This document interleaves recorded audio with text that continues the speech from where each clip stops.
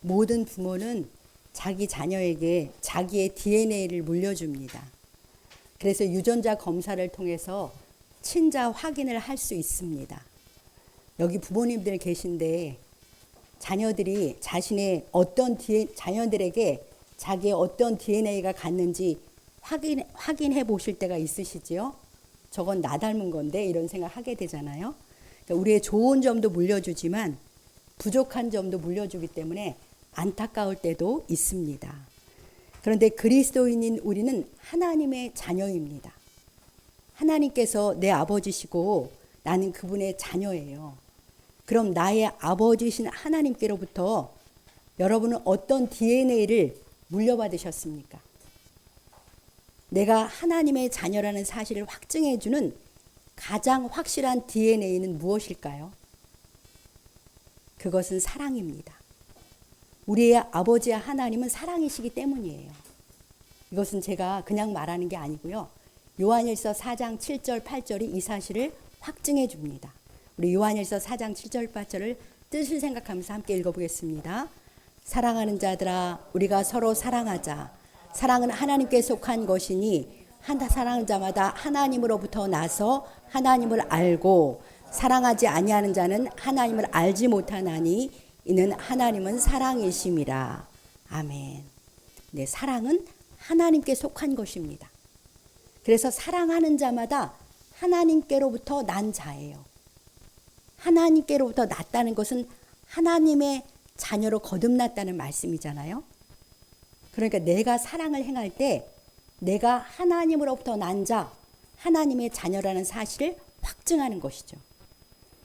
하나님으로부터 난 하나님의 자녀는 하나님을 알아요. 어떻게 알아요? 내 아버지가 사랑이시라는 것을 우리는 알고 경험했습니다. 그렇지만 사랑하지 않는 자는 하나님을 알지 못하는 자예요. 하나님은 사랑이신데 그에게서 사랑이라는 DNA가 보이지 않기 때문에 그렇습니다. 자, 이처럼 내가 사랑을 행하느냐 아니냐는 도덕적인 차원의 문제가 아닌 것이죠. 사랑을 행하느냐 아니냐는 내가 진짜 그리스도인인지 가짜인지를 보여주는 거예요. 사랑은 그리스도인의 정체성입니다. 하나님의 자녀의 DNA는 사랑입니다. 여러분들에게는 하나님의 자녀의 DNA, 사랑이 있으신가요? 다 있으신 줄 믿습니다. 왜냐하면 우리 안에 사랑이신 주님이 와 계시기 때문에 우리에게는 다 사랑이 있어요. 그런데 성경이 말하는 사랑은 남녀 간의 사랑인 에로스나 가족이나 친구 간의 따뜻한 정, 우정인 필레오가 아니에요. 물론 그런 필레오를 말씀하실 때도 있습니다. 그러나 성경이 말씀하시는 사랑은 대부분 하나님의 사랑인 아가페입니다. 아가페는 희생적이고 의지적인 사랑이에요. 상대가 사랑을 받을 만해서가 아니라 사랑하기로 선택하는 사랑으로 하나님으로부터 나오는 사랑입니다. 오늘 본문인 고린도전서 13장은 이 아가페 사랑의 필요와 본질을 보여주는 말씀입니다. 익숙하고 귀한 이 말씀을 이 시간 성령께서 우리에게 새롭게 열어주셔서 우리로 사랑을 행하는 데서 한 발짝 더 나가게 해주시고 실제 사랑의 열매를 맺게 해주시길 간절히 소망합니다. 그래서 이 시간에는 사랑은 필수이며 사랑이 제일입니다 라는 제목으로 주님의 말씀을 듣겠습니다. 이 고린도전서 13장은 교회의 본질 그리고 교회 안에서의 각종 은사를 사용하는 것에 대해서 말씀하시는 12장과 14장 사이에 끼어 있는 말씀이에요. 그러니까 주님이 주신 귀한 은사들로 교회를 섬길 때 어떤 태도와 마음이 가장 좋은 길인지를 제시해 주는 말씀인 거죠. 그러니까 교회를 건강하고 아름답게 세우는 가장 좋은 길, 교회를 교회되게 하는 마스터 키인 사랑의 가치와 본질은 무엇인지 오늘 말씀에서 살펴보겠습니다. 첫 번째로 사랑이 없으면 나는 아무것도 아닙니다. 사랑은 모든 것의 필수입니다. 자, 우리 본문 1, 2절을 같이 읽겠습니다. 내가 사람의 방언과 천사의 말을 할지라도 사랑이 없으면 소리나는 구리와 울리는 꽹과리가 되고 내가 예언하는 능력이 있어 모든 비밀과 모든 지식을 알고 또 산을 옮길 만한 모든 믿음이 있을지라도 사랑이 없으면 내가 아무것도 아니요. 아멘입니다.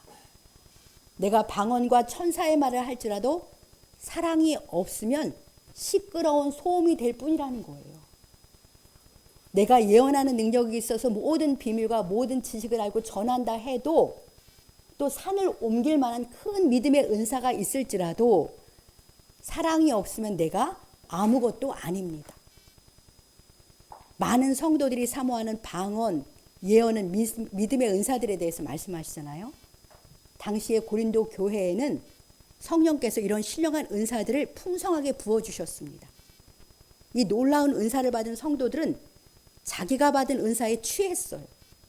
그래서 그것들을 자기 과시와 자기 만족을 위해서 교회에서 사용한 거예요.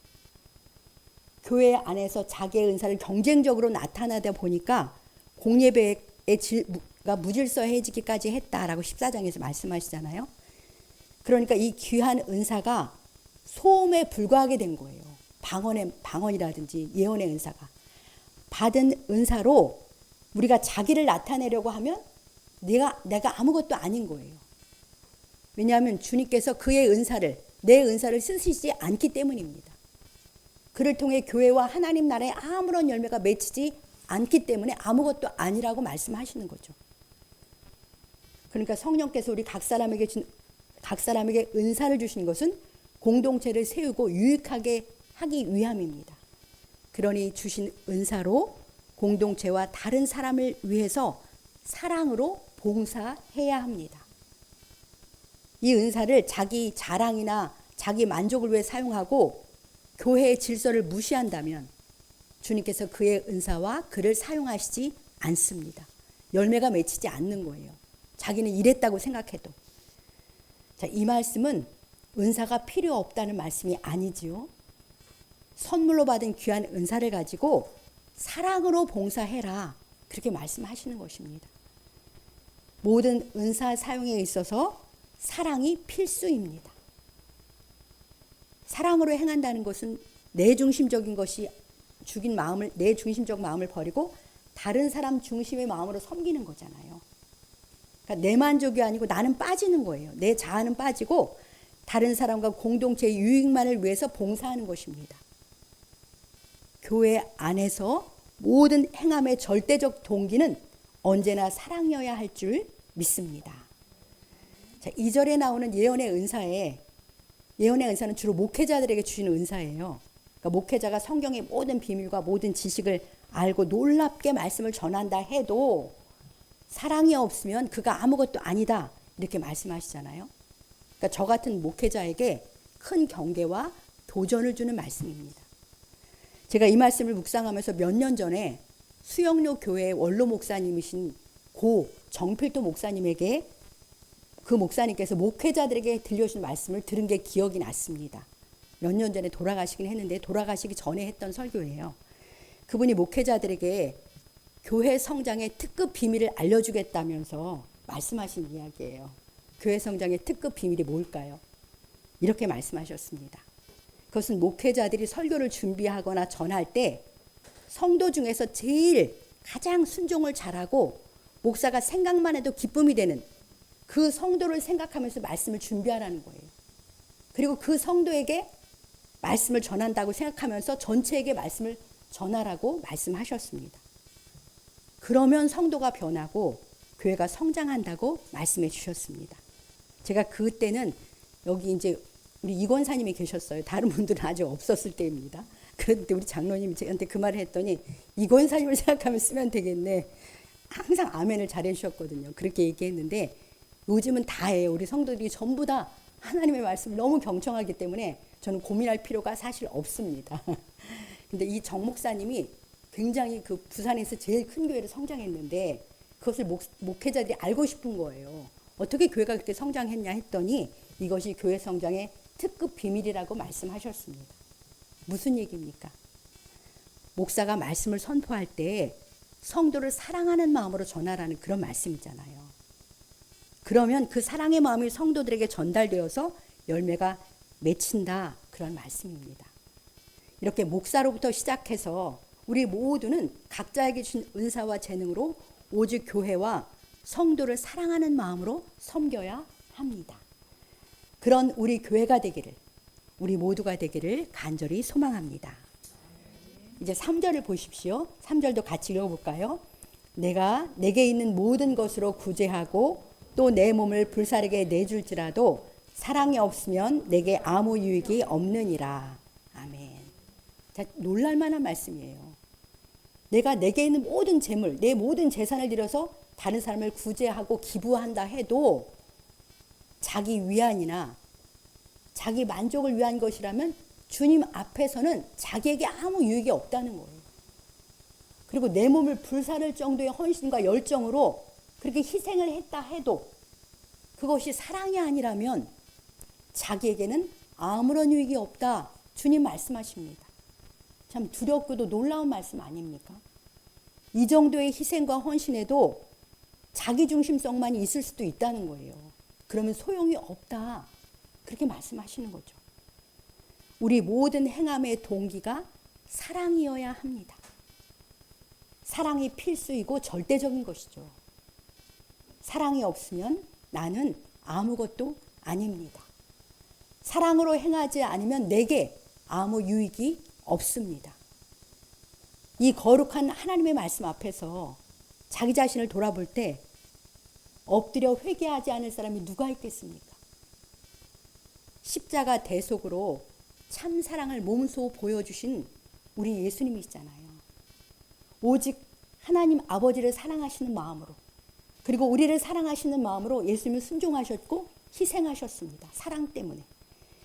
이러한 주님의 사랑의 행함으로 우리가 죄와 멸망에서 건짐을 받았습니다.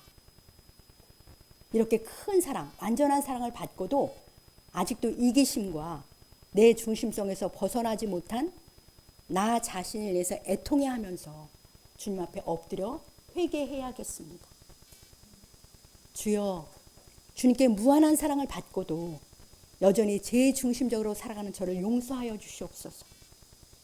주님의 사랑으로 저를 충만케 하시어서 범사의 사랑으로 행하게 저를 이끌어 주시옵소서. 이렇게 함께 기도합시다. 성령을 따라 사랑으로 섬기겠다는 결단이 이 시간 우리 모두에게 임하기를 우리 주님의 이름으로 간절히 축복합니다. 두 번째로 사랑, 아가페 사랑의 속성은 이런 것입니다. 4절로 7절인데요. 이 사랑의 속성을 알고 우리가 그것을 행해야 합니다. 자, 우리 본문 4절로 7절을 함께 읽겠습니다.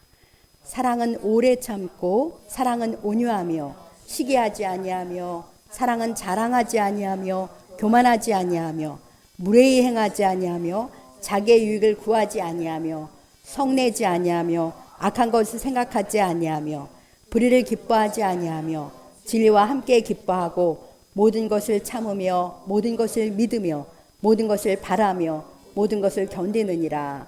아멘. 사랑의 15가지 속성입니다. 사랑은 감정이라기보다 이와 같은 행함인 것이죠. 이 사랑은 먼저 주 예수님께서 우리에게 행해 주신 사랑이에요. 우리는 예수님으로부터 이 사랑을 받았고 지금도 받고 있어요. 우리는 주 안에서 이 사랑을 자기 나름대로 다 경험하면서 아는 사람들입니다. 그러니까 이 사랑이 예수님의 사랑이니까 이 사랑은이라는 주어를 예수님은으로 바꿔서 제가 한번 읽어보겠습니다. 예수님은 오래 참고 예수님은 온유하며 시기하지 아니하며 예수님은 자랑하지 아니하며 교만하지 아니하며 무례히 행하지 아니하며 자기의 유익을 구하지 아니하며 성내지 아니하며 악한 것을 생각하지 아니하며 불의를 기뻐하지 아니하며 진리와 함께 기뻐하고 모든 것을 참으며 모든 것을 믿으며 모든 것을 바라며 모든 것을 견디십니다. 그렇습니다. 이 모든 사랑의 내용은 주 예수님께서 저와 여러분들에게 행해 주셨고 지금도 베풀어 주시는 사랑인 줄 믿습니다. 그러니까 사랑은 인격적인 관계 속에서 그렇게 행해지는 거잖아요. 그러니까 이 사랑의 속성들이 다른 사람과의 관계에서 구체적인 행함으로 나타나야 해요. 그 구체적인 내용을 잠깐 살펴보겠습니다. 자, 사랑은 오래 참는 것입니다. 오래 참는 것은 상대가 실수하거나 잘못했을 때에도 포기하지 않고 끝까지 기다려주는 거예요. 사랑하면 상대가 실수하고 잘못이 반복돼도 포기하지 않아요. 끝까지 참고 기다려줍니다. 이 오래 참음의 사랑은 부모가 자녀를 사랑하는 데서 가장 잘 나타납니다. 부모는 자식이 부족하고 못나도 절대 포기 못합니다. 자식을 사랑하기 때문이잖아요. 사실 누군가를 오래 참아주는 것은 고통스러운 일이에요. 어려워요. 부족하고 거스리는 우리를 주님이 오래 참아주셨기 때문에 오늘 우리가 이 예배의 자리에 있는 줄 믿습니다. 그러니 우리도 자녀와 가족뿐만 아니라 성도에게도 이웃에게도 성령의 능력을 힘입어서 오래 참으며 기다려주는 사랑을 행해야 합니다. 두 번째, 사랑은 온유합니다. 여기서 온유는 우리가 성령의 열매에서 나오는 온유하고 달라요.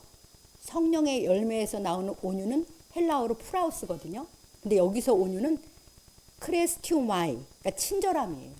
영어 성경에도 love is kind라고 되어 있고 새 번역이 되고 사랑은 친절합니다 이렇게 되어 있습니다. 그러니까 타인에게 친절을 베풀고 실질적인 유익을 가져야 되는 따뜻함이 온유한 사랑입니다. 친절을 베풀어서 다른 사람을 섬겨주는 일은 일상의 작은 것에서부터 실천하기가 아주 쉬운 거예요. 먼저 반갑게 인사해 주는 것이 친절한 것이잖아요. 또 요즘은 다른 사람과의 소통을 문자나 톡으로 많이 하는데요. 그때 문자나 톡을 보낸 사람의 마음을 생각해서 친절하고 따뜻하게 답을 해주는 것, 이런 것이 온유한 사랑입니다. 친절함이에요. 우리 성도들은 다른 사람들에게, 특별히 교회 공동체 안에서 서로 친절하고 따뜻하게 대하고 서로에게 실질적인 유익을 주는 온유한 사랑을 행하시길 축복합니다. 사랑은 시기하지 않습니다. 그래서 남이 잘 될 때 기뻐합니다. 사랑은 자랑하지 않고 교만하지 않고요. 사랑은 무례히 행하지 않기 때문에 말 한마디, 행동 하나까지도 예의와 배려가 담겨 있습니다. 사랑은 자기 유익만을 구하지 않기 때문에 내가 손해를 보더라도 상대를 먼저 생각하고 희생할 줄 압니다. 사랑은 성내지 않고 악한 것을 생각하지 않기 때문에 이해하고 용서하고 남의 잘못을 곱씹지 않고 잊어줍니다. 우리 서로 잊어줍시다. 잘못한 것은. 사랑은 불의를 기뻐하지 않고 진리와 함께 기뻐합니다. 사랑은 모든 것을 참고 모든 것을 믿고 모든 것을 바라고 모든 것을 견딥니다. 그래서 실망스러워도 포기하지 않고 가능성을 보는 거예요. 끝까지 기대합니다. 아픔도 오해도 견디면서 여전히 사랑하기를 선택합니다. 사랑은 이처럼 선택적 행함이에요. 예수님을 닮아가는 그런 태도와 성품을 나타내는 것이잖아요. 그래서 얼핏 보면 사랑은 약해 보여요. 그런데 사랑은 가장 큰 힘을 가지고 있습니다. 집에서 엄마가 제일 약하잖아요. 근데 엄마가 제일 큰 힘을 가지고 있는 거예요. 다른 사람을 살리고 세우는 능력이기 때문에 그렇습니다. 이 사랑의 속성을 묵상할 때 페이버라는 책을 쓴 미국의 팀 하스라는 건축회사 회장인 하영롱 회장의 간증이 생각났습니다. 읽어보신 분들도 기억나실 텐데요. 하영롱 씨는 12살에 미국으로 건너간 교포이며 그리스도인이에요. 그는 어릴 때부터 심장에 이상이 있어서 중년의 나이에 결국 심장 이식을 받을 수밖에 없었습니다. 병원에 입원해서 자기에게 꼭 맞는 심장 이식자가 나타나기를 기다릴 수밖에 없는 거예요. 안 나타나면 그냥 죽을 수밖에 없었습니다. 그래서 5개월이 지난 어느 날 정말 드디어 자기에게 딱 맞는 건강한 심장 이식자가 나타났습니다. 그래서 너무 감사하고 있는데 의사가 들어와서 축하한다고 얘기해 주면서 한마디를 얘기하는 거예요. 옆방에 여성 환자가 있는데 그 사람은 이틀 안에 심장 이식자가 생기지 않으면 죽는다. 그렇게 이 하영록 씨에게 말해주는 겁니다. 그런데 당신에게 주는 그 심장과 그 여성에게 주는 심장이 똑같다는 거예요. 맞는다는 거예요. 이 하영록 씨가 성경을 열심히 읽고 있었거든요. 그래서 하나님을 사랑하고 이웃을 사랑하는 그 말씀이 생각난 거예요. 그래가지고 너무나 갈등이 됐지만 이틀 뒤에 죽는다는 그 여성에게 그 심장을 양보합니다. 그래서 이 여성에게 먼저 심장을 이식해 주라고 준 거예요. 다들 너무 놀라는 거죠. 병원에서. 당신도 한 달 안에 심장 이식자 안 나타나면 죽는다. 그래도 주겠느냐. 근데 그래도 주겠다고 한 거예요. 그래서 그 여성이 살아났어요. 그래서 하영록 씨는 일주일 뒤에 혼수 상태에 빠집니다. 그래서 거의 사경을 헤맸는데 하나님이 기적적으로 살려주셔서 3주 뒤에 심장 이식자가 또 나타난 거예요. 그래서 그런 간증을 하면서 그 페이버라는 단어가 하나님의 은혜라는 단어인가 봐요. 그래서 하나님이 자기가 말씀대로 사랑을 행했을 때 페이버, 더 큰 하나님의 은혜를 경험하게 해주셨다고 그렇게 간증을 했습니다. 하나밖에 없는 심장을 남에게 먼저 주다니요. 하영록 씨의 사랑의 행위가 정말 대단하다고 생각되었는데요. 이 자기의 유익을 먼저 구하지 않고 다른 사람의 유익을 먼저 구하는 예수님의 본을 따른 것이죠. 정말 참된 그리스도인, 아름다운 하나님의 자녀의 모습에 감동을 받을 수밖에 없습니다. 우리는 비록 심장을 내줄 정도의 큰 사랑을 행하기도 어렵고 행할 일도 없지만 가정에서부터 부지런히 가족들을 먼저 생각하고 섬긴다든지 또 교회에서도 다른 사람의 유익을 생각해서 내가 다른 사람을 섬긴다든지 또 만나는 이들에게 따뜻한 말 한마디, 밝고 친절한 표정으로 얼마든지 사랑을 나타내며 살 수 있습니다. 이 사랑의 속성 15가지는 우리 예수님께서 공생애와 십자가를 통해서 완전하게 보여주신 사랑이에요. 우리는 주님 앞에 죄인이고 주님의 원수였습니다. 그런 저와 여러분들을 주님을 포기하지 않으셨고요. 끝까지 오늘도 사랑해주고 계십니다. 이 완전한 사랑을 증도받은 우리들인데요. 그러니 우리도 내 안에 계신 주님께 순종함으로 작게나마 이 사랑을 다른 사람에 행하며 살아가기를 간절히 소원합니다. 그래서 우리 주님의 기쁨이 되고 또 교회의 덕을 세우며 세상에 그리스도를 보여주는 그러한 삶을 살아가는 우리 모두가 되길 주님의 이름으로 축복합니다. 제 끝으로 사랑은 영원하기에 가장 위대합니다. 그리고 사랑이 제일입니다. 자, 본문 8절로 10절을 함께 읽겠습니다. 사랑은 언제까지나 떨어지지 아니하되 예언도 패하고 방언도 그치고 지식도 패하리라. 우리는 부분적으로 알고 부분적으로 예언하니 온전한 것이 올 때에는 부분적으로 하던 것이 패하리라. 아멘. 사랑만이 결코 실패하지 않고 사라지지 않습니다.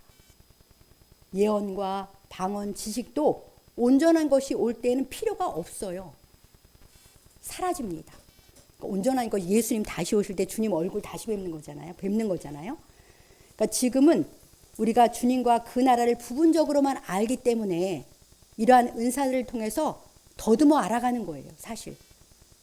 그런데 온전한 것이 올 때에는 주님이 다시 오시면 우리가 주님의 얼굴을 직접 뵙는데, 그리고 완성되는 하나님 나라를 보는데 예언의 은사나 믿음의 은사, 이런 은사가 무슨 필요가 있겠습니까?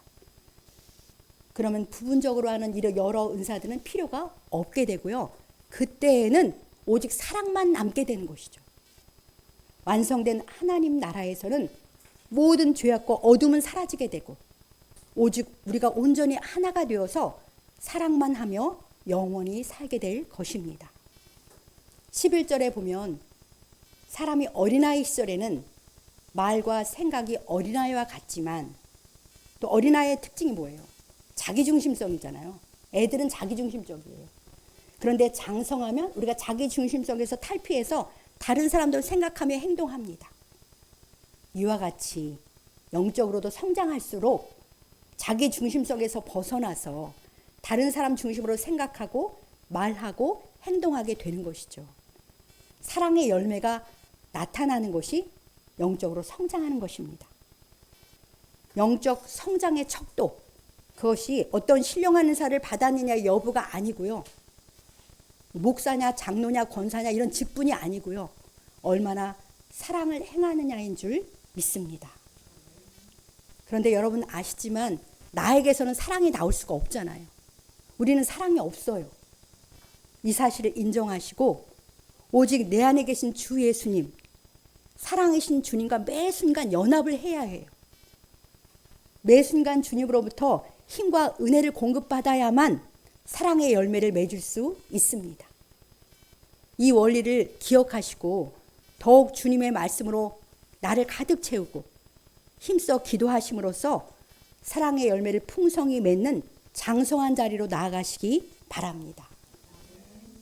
사랑하는 성도 여러분, 이 사랑의 행함은요, 오늘 고린도전 13장에 위치한 것을 생각해 보시면 알 수 있지만 주님의 몸인 교회 안에서부터 나타나야 하는 거예요.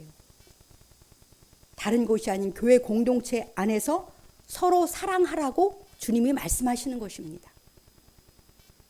교회 안에서 한 몸인 이 성도들을 신뢰하고 그리고 축복하고 기도하며 기쁨과 격려를 주는 말과 행동으로 덕을 세우십시오.